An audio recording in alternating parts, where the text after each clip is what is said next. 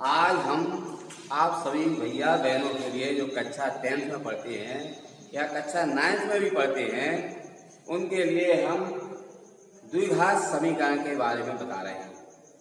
द्विघात समीकरण के कितने मूल होते हैं, द्विघात समीकरण के लक्षण, इसके बारे में आपको हम बताएंगे। तो सर्वप्रथम द्विघात समीकरण किसे कहते हैं, इसको आपको ध्यान से समझना है। जिस चर की घात, जैसे चर x है, कोई वर्णमाला शब्द जो होता है उसे हम चर कहते हैं। किसी समीकरण में अगर चर की घात 2 है, यानी इंग्लिश में 2 कहते हैं, 2 है, तो उसे हम द्विघात समीकरण कहते हैं। जिस समीकरण में किसी चर की घात 2 है तो उसे हम द्विघात समीकरण कहते हैं, इसलिए उसको द्विघात समीकरण कहते हैं। अब हम एक द्विघात समीकरण x² प्लस 5x प्लस 6, इसके जो है हमारे लिए मूल ज्ञात करना है। अब हम इसके मूल किस प्रकार से ज्ञात करेंगे? इसके मूल ज्ञात करने के लिए हमें इसके गुणनखंड करना पड़ता है। इस समीकरण के हम सर्वप्रथम इसके गुणनखंड करेंगे। गुणनखंड के द्वारा हम इसके मूल ज्ञात कर सकते हैं। और गुणनखंड वैसे हम डायरेक्टली हल कर सकते हैं। मान लीजिए इसके आखिरी में जो संख्या है 6, इसके गुणनखंड होते हैं 6 बराबर होता है 3 गुणे 2, 3 गुणे 2, तो 3 और 2 कितने हुए? 5। तो इसके डायरेक्ट गुणनखंड तो हो जाएंगे x प्लस 3 और x प्लस 2, क्योंकि सभी इसमें प्लस के हैं तो हमें कोई दिक्कत नहीं। एक डायरेक्ट गुणनखंड का हमने आपको बताया। पीछे की संख्या के जो अचर पद है, इसे अचर पद कहते हैं। तो इसके हम अगर गुणनखंड करेंगे 6 के गुणनखंड, तो 3 मतलब 3 × 2 होते हैं, तो 3 दूनी 6, तो इसके सीधे डायरेक्ट 3 और 2 हम ये देखें कि x का गुणांक जितना 5 है उसके योग के बराबर अगर है तो हम इसके डायरेक्ट लिख सकते हैं x प्लस 3 और x प्लस 2, एक डायरेक्ट गुणनखंड हो जाएंगे। अगर आप डायरेक्ट गुणनखंड नहीं कर पाते हैं तो फिर हम क्या करेंगे, तो हमने 6 के गुणनखंड किए 3 × 2, तो 3 प्लस 2 इक्वल टू 5।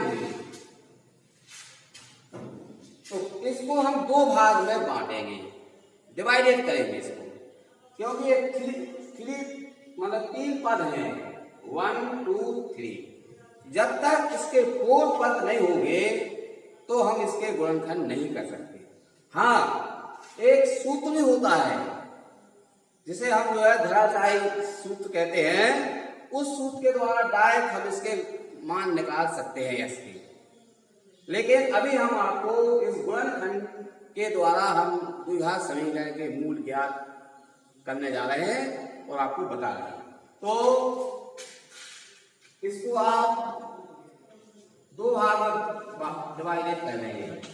5 को 3x प्लस 2x प्लस 6 और बराबर 0 होना चाहिए। द्विघात समीकरण ये है बराबर 0। इसमें जो मान मतलब द्विघात समीकरण के मूल वो होना चाहिए जो रखने पर 0 आया है तो वो मूल होंगे। अब देखिए, हाँ, तो सबसे पहले हम इन 2 में और इन 2 में कॉमन लेंगे। तो x कॉमन लिया, जो दोनों में ओवाइनिस्ट है, यहाँ दोनों में ओवाइनिस्ट x और x² है, x है, तो सबसे कम वाली संख्या को कॉमन लेंगे, क्योंकि सबसे छोटा जो चर होगा जिसकी कम घात होगी उसको ज्यादा घात वाले में उसका भाग चला जाएगा, डिवाइडेड हो जाएगा। तो हम x कॉमन लेंगे। अब जब x कॉमन वाली संख्या का हम इसमें भाग देंगे तो भाग में घातें घटती हैं, भाग में घातें घटती हैं, यानी इसकी घात 2 है ना, जब s का भाग देंगे इसकी घात 1 मानी जाती है, हालांकि ये लिखा नहीं जाता है। अब 1 को 2 में से घटा देंगे तो s की घात 1 बचेगा भाग में। अब एक लिखा नहीं जाता है, उसका मान इतना ही होता है प्लस,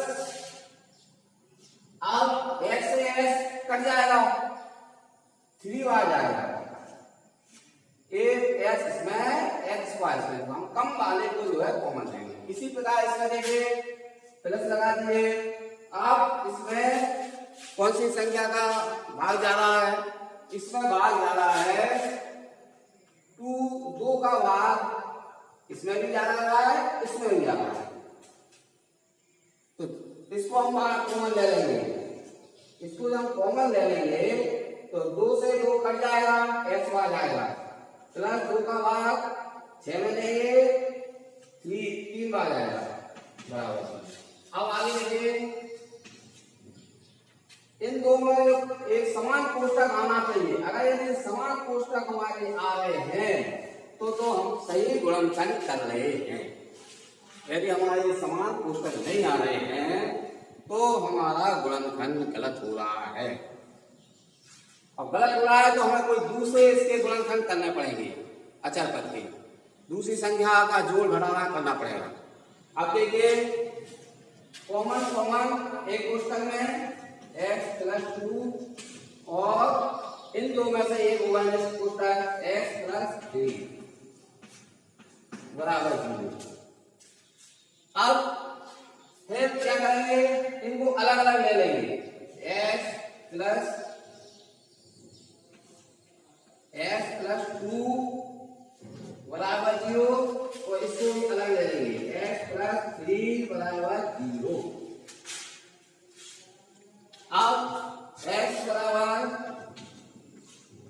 बराबर 0 माइनस 2 यानी 2 का पक्षांतर करेंगे। हमें को तो इसका मान चाहिए, s का मान ज्ञात करना है, तो हम इसको पक्षांतर करेंगे तो 2 को मतलब 2 को हम उस तब ले जाएंगे 0 माइनस 2, तो x बराबर क्या हो जाएगा,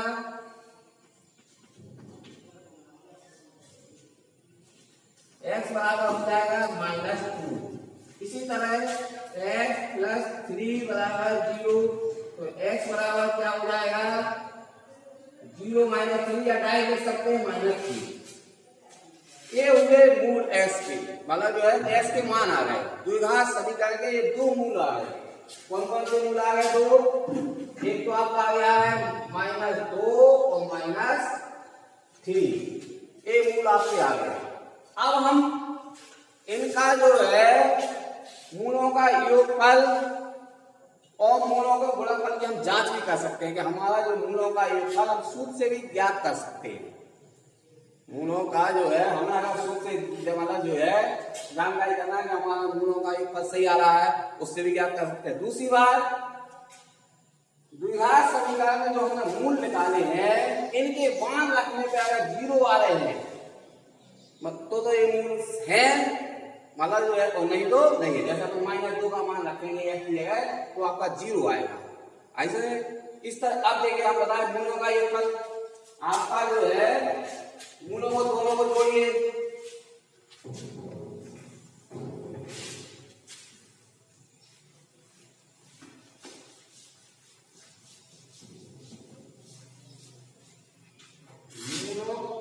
मूलों का योगफल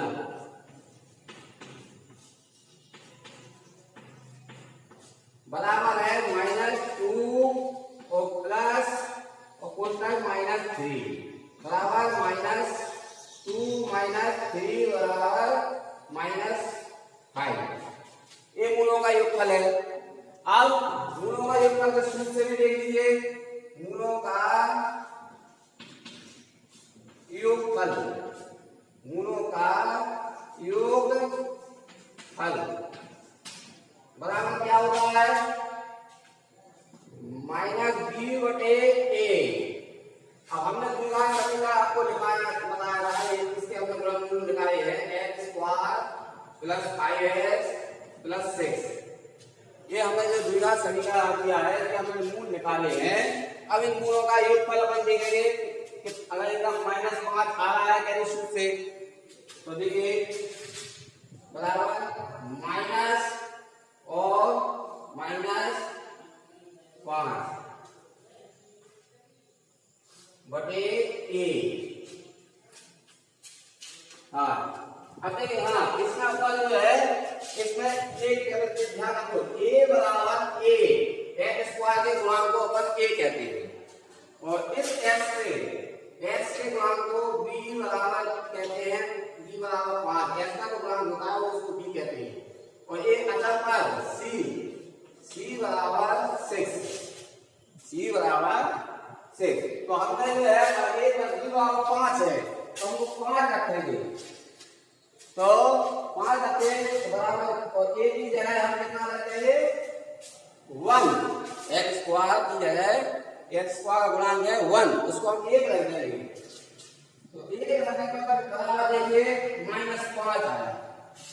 तो यानी हम सूत्र से भी मूलों का योगफल ज्ञात कर सकते हैं और गुणनखंड द्वारा भी हम मूलों का योगफल ज्ञात कर सकते हैं। इसी प्रकार मूलों का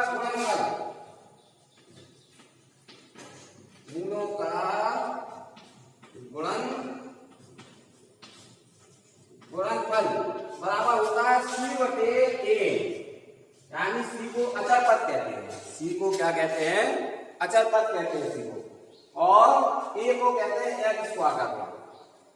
अब हम जैसे डायरेक्टली लिख सकते हैं, इसलिए अचर पद लिख सकते हैं, इसलिए लिखते हैं नीचे लिख सकते हैं एक्स स्क्वायर का गुणांक।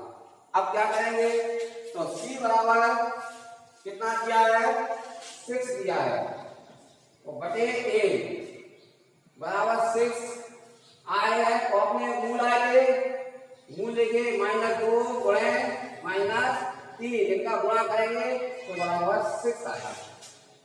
तो ये हमने आपको द्विघात समीकरण के पहले गुणनखंड किए, जिसके हमने मूल निकाले, मूल आए तो उनका हमने सूत्र द्वारा भी परीक्षण किया, जांच की, जिसका योगफल उतना ही आया और गुणनफल भी उतना ही आया। और आगे भी हम बता सकते हैं, लेकिन समय की कमी को देखते हुए अब हम यही विराम कर रहे हैं। कैसे इस मूलों के लक्षण भी निकाल सकते हैं कि इसके मूल वास्तविक है, काल्पनिक है, अपरिमेय है, भिन्न भिन्न है, उसके लिए बी स्क्वायर -4 इसी का अपन मान लग जाएंगे तो मूलों के लक्षण ज्ञात हो जाएंगे। बी स्क्वायर -4 AC हम आगे बताएंगे बस।